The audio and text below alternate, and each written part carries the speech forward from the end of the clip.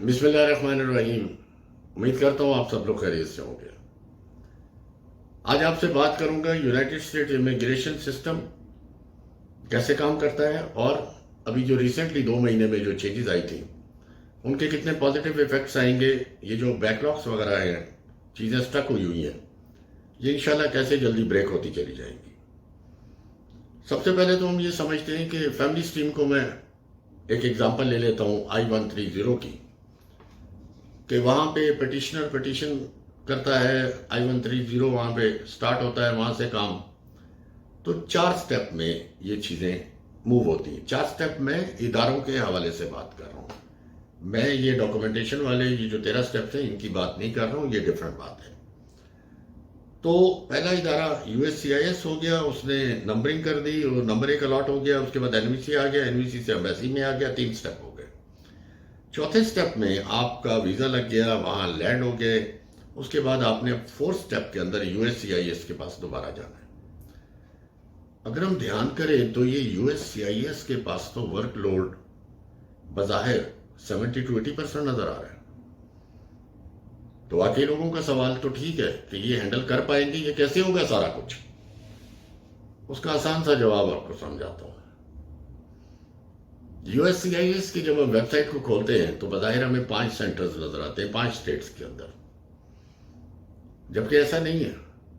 ये कुल मिला के 223 इनके ऑफिसेस, सब ऑफिसेस सब मिला के 223 बनते हैं।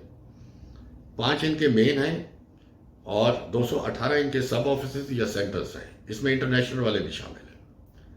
सो 223 offices and sub offices of USCIS are working. तो इतने सारे ऑफिसेस में 19,000 people they are working।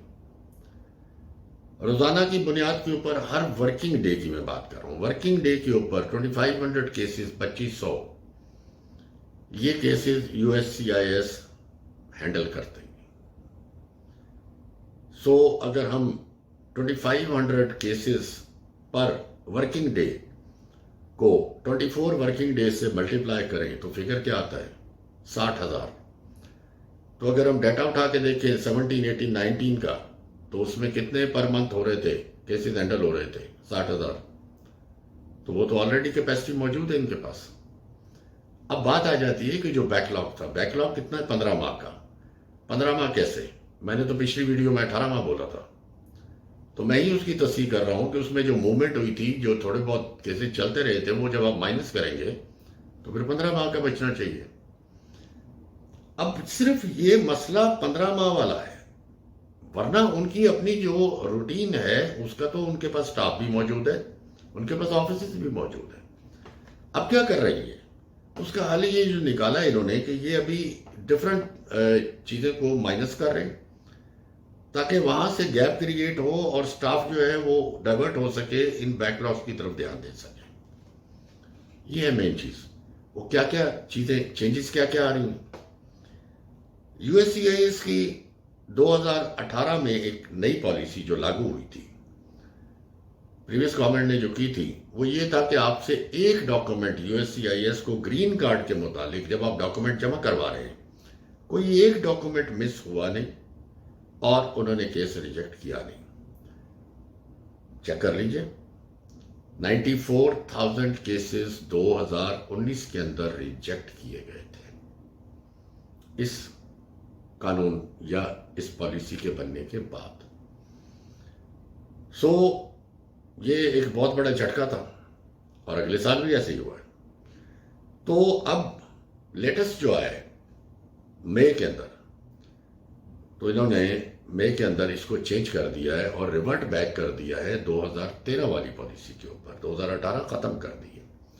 2013 में क्या था कि लेट सपोज डॉक्यूमेंट जमा हुए, उसमें आपका बर्थ सर्टिफिकेट रह गया, उसमें कोई निकाहनामा रह गया, कोई और चीज रहेगी, तो वो आपको इन्फॉर्म कर देते थे कि जी आपका फलां डॉक्यूमेंट नहीं है, तो वो आप कहते जी मैं पहुंचा देता हूँ, मामला हल हो जाता था। सो अब चीजें उस ट्रैक पे वापस चली गई हैं, नंबर 1।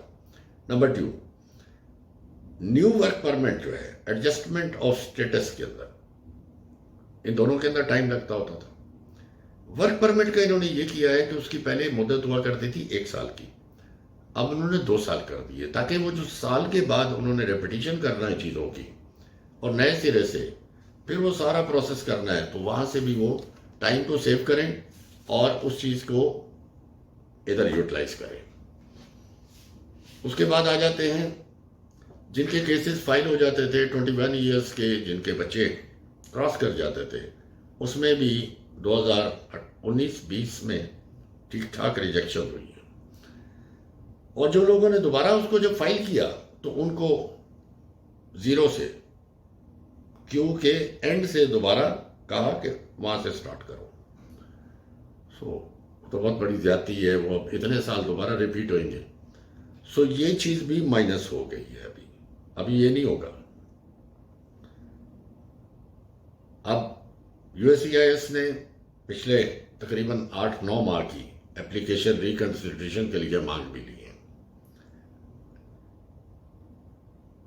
एडजस्टमेंट ऑफ स्टेटस का जो प्रोसेस होता था उसके अंदर आप एक कैटेगरी के अंदर तो जा रहे, दोबारा आपने एडजस्टमेंट ऑफ स्टेटस के लिए अप्लाई किया तो नए सिरे से पूरा प्रोसेस फिर अब उन्होंने वो ख़त्म कर दिया।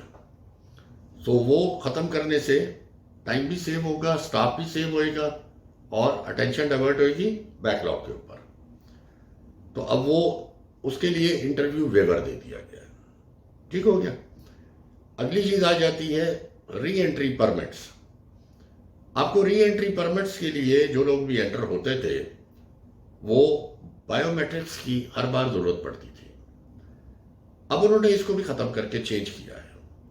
उन्होंने कहा कि जो बंदा पहले आया हुआ उसके बायोमेट्रिक्स हो गए हुए थे, अब बार बार इसी जगह पे बायोमेट्रिक्स करते रहना, स्टाफ भी इन्वॉल्व रहेगा, टाइम कंज्यूमिंग भी चीज़ है। अब ये लोग ये लेके आए हैं कि इसको बायोमेट्रिक्स वाली चीज़ को ऑनलाइन ले जाएं। अब ये ऑनलाइन हुआ करेगी, फीस जमा करानी होगी और ऑनलाइन आपके बायोमेट्रिक्स हो जाया करेंगे। यहाँ से भी टाइम सेविंग आएगी, स्टाफ की सेविंग आएगी और अगले साल से तो यूएससीआईएस का पूरा सिस्टम ही वैसे ही ऑनलाइन हो जाना है। ये इतनी सारी जो चेंजेस आ रही हैं, इसके अलावा ये मैंने सिर्फ चंद बताई हैं आपको, बहुत सारी ऐसी चीज़ें फैक्टर्स हो रहे हैं जिससे कि टाइम भी सेव होएगा, जिसके अंदर फोकस भी विद इन एग्जिस्टिंग स्टाफ भी वो उनको रिलीफ दे के बैकलॉग की तरफ डाइवर्ट कर रहे हैं। इसके अलावा एडिशनल स्टाफ की भी बात हो गई है इनकी, उस पर अभी इम्प्लीमेंटेशन अब स्टार्ट होने वाली है। तो जब वो ऐड ऑन हो जाएगा तो इंशाल्लाह चीज़ें स्मूथ हो जाएगी। हौसला रखिए, अल्लाह पाक बेहतर करेगा। Thank you very much for watching. बहुत शुक्रिया आप लोगों का। काइंडली सब्सक्राइब जरूर कर दीजिए, आई विल बी ग्रेटफुल।